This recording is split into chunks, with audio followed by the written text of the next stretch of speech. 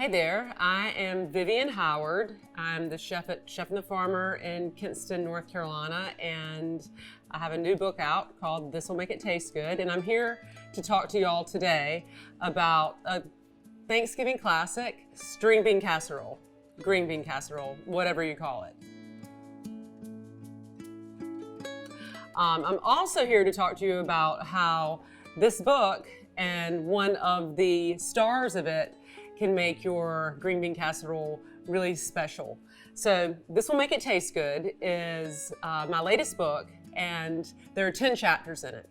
Every chapter is about something I call a flavor hero or a building block.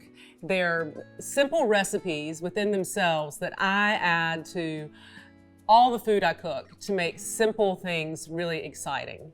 And Community Organizer is one of my favorites in the book. It's basically tomatoes, onions, peppers, garlic, brown sugar, and vinegar simmered together to make a flavor base for things like soups or stews or beans or green bean casserole, if you will. So I think you all have my book.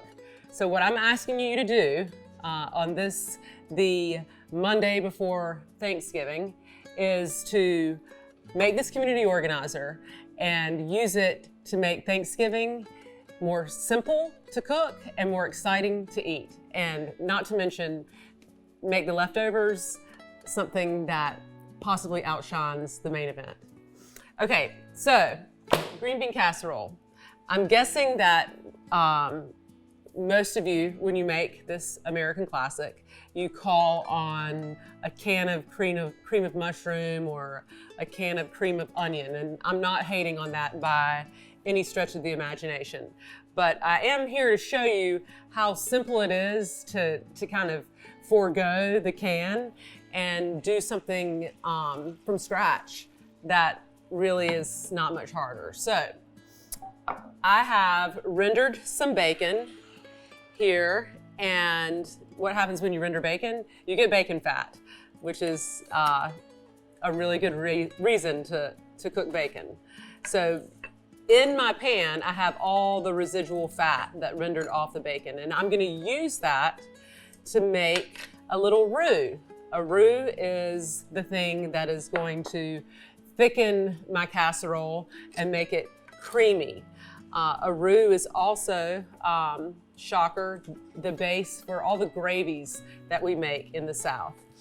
And what it is quite literally is equal parts fat and flour. In this case, our fat is going to be bacon fat, and I have regular old flour right here, and I'm going to add the flour to the fat and start whisking it around,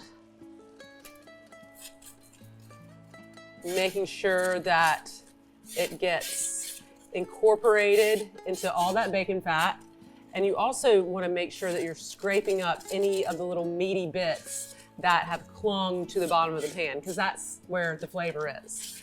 So this is not only a primer on how to make green bean casserole from scratch, but it's also a primer on how to make that gravy that seems to trouble people so much around the holidays. So you can see how the flour and the bacon fat are bubbling up together. Now we're not trying to go all Cajun and get a dark roux. We're just trying to cook the raw flour taste out of the flour. Okay, so I've got some nice little bubbles. And now I'm gonna add the liquid that is going to be thickened by the roux. And so this is just milk. And it's gonna come in here and latch on to the roux and thicken things up, just like that can of cream of mushroom soup.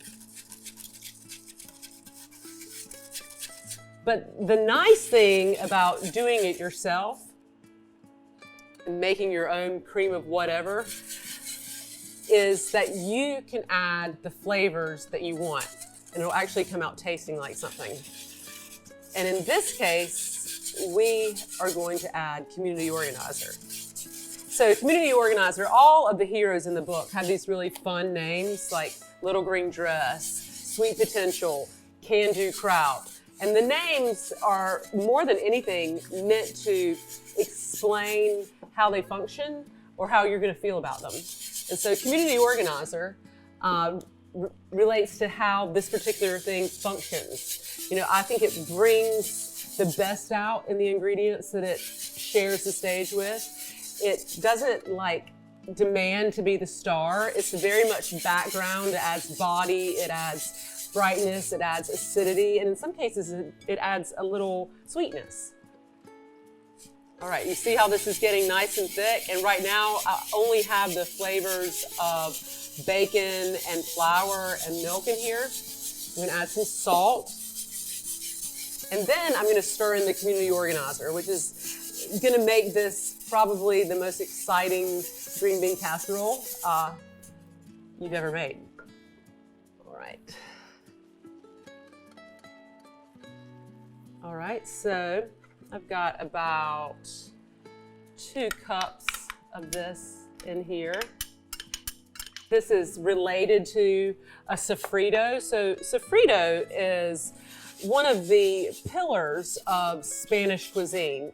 You'll find it as the base of all kinds of sauces and soups everywhere that they speak Spanish. And this is a riff on that with some southern touches, in that I call on vinegar to make it bright and brown sugar to give it that sweet kind of depth that I think we as Southerners really look for in a lot of our comfort food. Okay, so you see you've got this really beautiful, thick, gravy-esque style thing, and now I'm just gonna fold in some frozen green beans. And I know you can't believe that Vivian Howard is suggesting you do such a thing, but guess what? Frozen green beans are gonna be just as good as any green bean you buy in the grocery store right now. And they're already blanched, and they're easy to deal with. And so why not take a shortcut every now and then? That's one of the things that I am really adamant about in this book, is showing you that, one, I don't take myself that seriously in the kitchen, and two, you know, there are a lot of things that we can do to cook smarter and not harder. So while this is not beautiful, it is shaping up to be quite tasty. Now you'll notice that I'm doing this in a skillet. That's intentional. You know, I think generally we see our green bean casseroles in a baking dish, and that's totally fine. But I find that around the holidays, when we're doing a lot of cooking, my casserole dishes are hard to come by. And so because I needed to start this in a skillet anyway, I decided just to take it all the way in that skillet. Because guess what else I don't like? Washing dishes. So I'm gonna stir in a little bit of smoked Gouda cheese. You could use Swiss, provolone, Monterey Jack, whatever you want. The idea is I'm just gonna make it a little bit richer and a little bit creamier. Okay, so I've got my oven preheated to 350, and I've been waiting since I started to tell you about the topping for this casserole, which I'm incredibly excited about. I don't know about y'all, but one of my most poignant Thanksgiving memories is of taking the Pepperidge Farm seasoned breadcrumbs and crumbling them into my mom's casserole dish, and then crumbling saltines into the same dish, and then putting her raw onion and raw celery, no, I did not learn to cook from my mom, in that dish, and pouring broth on top of it. So I'm not gonna do that at my Thanksgiving. But for whatever reason, when I passed these in the grocery store, it pulled on my heartstrings. And so I thought, why not make this the topping for this green bean casserole? Because everybody's got a memory of this around Thanksgiving, and so why not pay homage to it? So what I'm doing here is putting this in a bowl. These are the classic stuffing, herb seasoned, in case you're wondering. And then I'm gonna pour bacon fat, if I had any left from rendering the bacon, or butter over top. And I'm just gonna toss these together. And I'm just gonna sprinkle them on top of my casserole before I put it in the oven. The other benefit to making this in the skillet is that everything is basically warm at this point, and what would have taken me an hour probably to bake a traditional out of the can green bean casserole, this will take me about 20 minutes in the oven, and everything will be just as hot. My topping will be browned and crispy, and you've saved yourself several dishes to wash. You've saved yourself some time. You've spared the earth a can of aluminum, and you've made community organizer.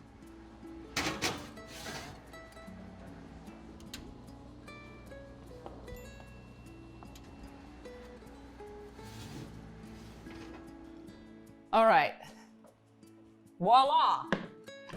So you can see that this all browned and bubbled up, and then I'm gonna take that bacon that I rendered that is at the very, base of this. It's the first thing we started with, and I'm gonna crumble the bacon on top.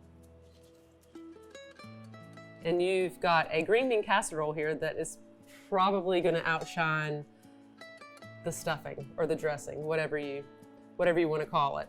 All right, thank y'all so much for watching. I hope that you all make some community organizer and use it all throughout your Thanksgiving meal and the day after. Community organizer mixed with mayonnaise on a turkey sandwich is a good thing. Also, community organizer stirred into turkey soup is a very good thing. So I hope that y'all enjoy this book. If you're looking for consumable gifts to give as holiday gifts or hostess gifts, all of the heroes in here make great gifts that anyone would be so happy to get. So I hope you all enjoy. This will make it taste good, and I hope you have a happy Thanksgiving.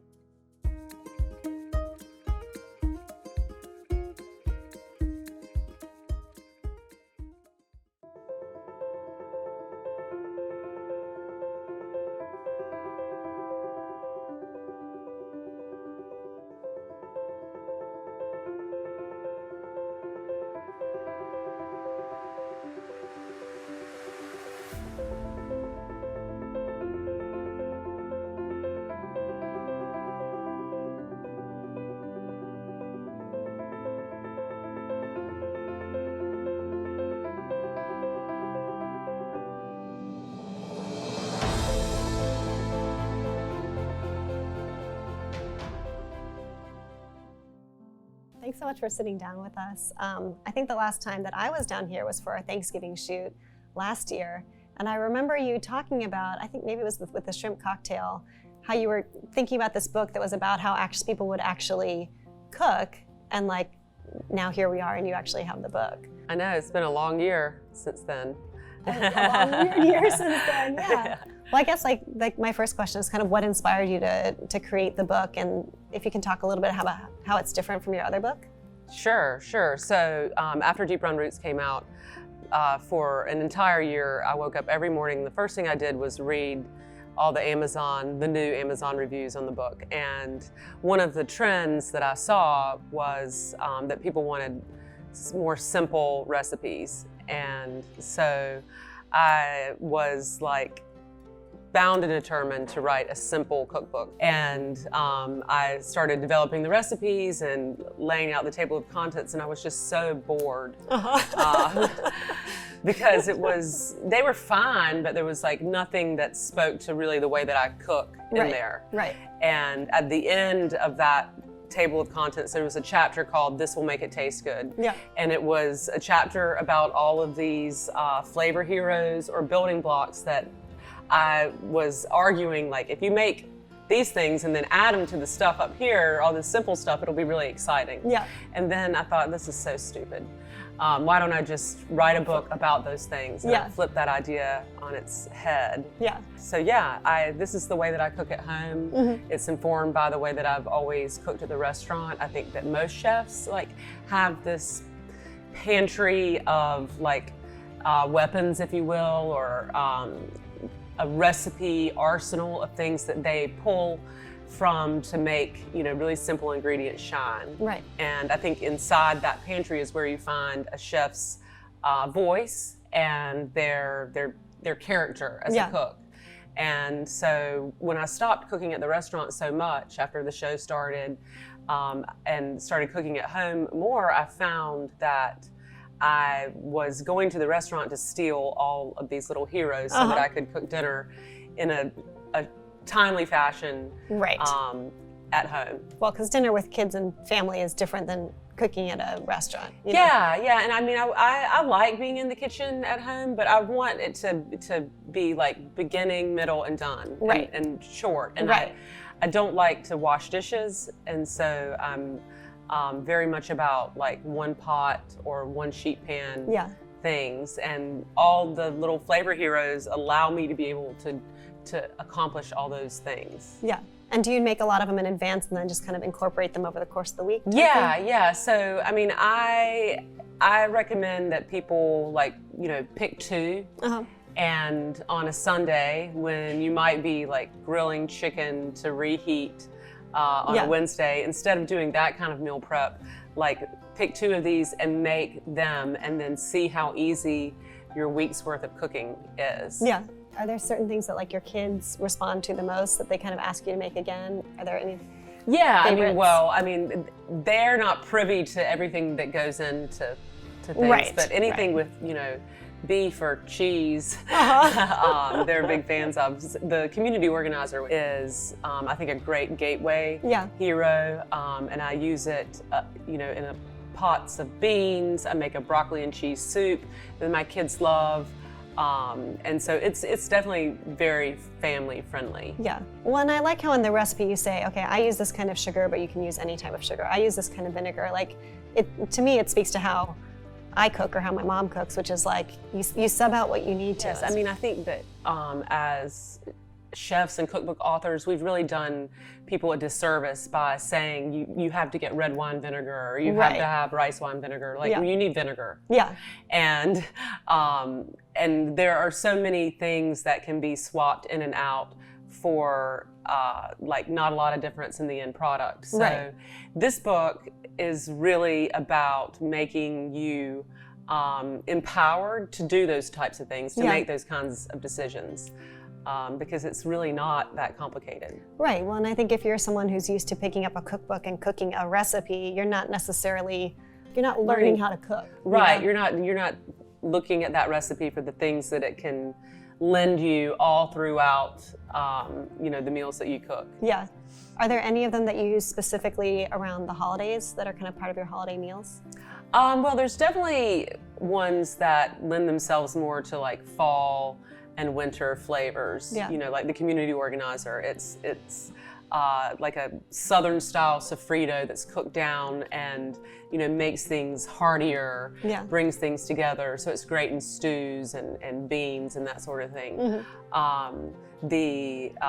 These nuts, which are basically spiced pecans that I chop up and use in, you know, pies and smoothies and pestos. They speak to fall Yeah. as well. Yeah. But then, you know, others like the herbaceous, which is kind of like garlic confit and basil, get blended together to make a smooth, creamy, pesto-ish style thing. That really speaks to summer to me. Yeah. Yeah. Or the pickle popsicles. Yes, the kraut is something that I definitely, there's a chapter called Can Do Kraut, and it's about, you all can make kraut, I Yeah. promise you. It's very easy, and it's a really important ingredient in my kitchen because It adds texture and acid, and it's a probiotic, and I hide it in all kinds of things for my kids. There's something about that briny Salty element. yeah, It's very thirst quenching, particularly when it's frozen. Well, I think sometimes we don't give our kids enough credit to like things that have more sophisticated flavors, because it's easy to be like, oh, they're gonna like mac and cheese, we'll just throw it on the table. But sometimes they love these things that are a little more sophisticated. Yeah, and sometimes they don't. Yeah, that's also true. Yeah, I feel like there are some different sorts of ingredients in your flavor heroes that people might not have encountered in Deep Run Roots, like seaweed and sesame seeds, like things that are not like kind of North Carolina-ish. Like, do you feel like your influences are really just global in terms of how you cook? Yeah, I mean, I'm known for cooking like, regional Southern food, and I wrote, a tome to a very big, heavy book to the food of this place. But like, that's not really what I cook every day. I mean, there are things in there that I do for sure, but I'm a student of food across the world. Right. And I live in a rural place, and I often find that one of the downsides of living in rural Eastern North Carolina is that my children have very few natural opportunities for diversity. Right. And so, it's through foods and cookbooks that I often introduce them to the fact that they're not the center of the universe. It's a good lesson to learn early, I guess. Yeah, but you're speaking about the chapter called Quirky Furky, which is a riff on furikake, which is a traditional Japanese rice seasoning. Yeah. And that is really the only chapter in the book that you can't find every single ingredient at your local Walmart. Right. Because I really wanted this to be very accessible and approachable. Yeah. And actually, you can buy all the ingredients for Quirky Furky at my local Walmart, believe it or not. To me, your book feels so timely with the quarantine. Obviously, you started working on this way before, but do you feel like it's really speaking to the way that people are cooking now, which is maybe different than they were cooking a year ago? Yeah, well, we're cooking now.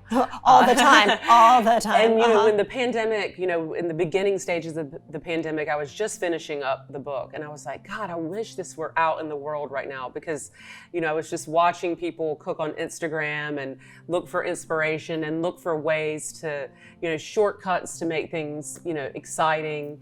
And I think that this book is perfect for this time. I think I've read a lot of articles throughout the pandemic about cooking with condiments. Yeah. And that's essentially what I'm trying to get you to do, is like make this simple condiment and then use it across all the meals that you cook. Yeah. Another reason I think the book is timely is that it's so lighthearted and fun and creative. It's like a world within a world. I'm sitting here saying these crazy names like Can-Do Kraut or Quirky Furky or V's Nuts. Yeah. And, there's no one's ever really written a cookbook like this. Right. In that, like, all of the condiments have, I've given them names and personalities that really speak to what they do. Right. And so I would say that reading this book is almost like an escape. Yeah. Yeah, it's not the same as, sitting and meal planning and kind of trudging through your grocery list type thing. No, there's a lot of humor and a lot of, matter-of-fact narrative. That's one of the ways that it is similar to Deep Run Roots, is that Deep Run Roots is full of stories. And this book is as well. Instead of being about Eastern North Carolina and our history, they're really stories about me and my life. And in this book, I write about the fact that I always get the question of how do you balance it all? Right. And, I don't balance it. Yeah. And the story speaks to that. And another one of the stories in the book is about being a working mom, or just being a mom who maybe doesn't feel as if she fits all the boxes that you check, or that my mom checked, growing up, and just kind of how I deal with that. Right. Yeah, which is interesting. Which makes me think about traditions and the holidays coming up. Like, are you going to throw an enormous Thanksgiving feast? Are you kind of counting it down? Like, what do you? It's like, I feel like we've been talking about Thanksgiving for 3 months now, because we all want something to look forward to. Yeah. but I will likely have a medium-sized event. Well, and your family's close too, so it's not like you're.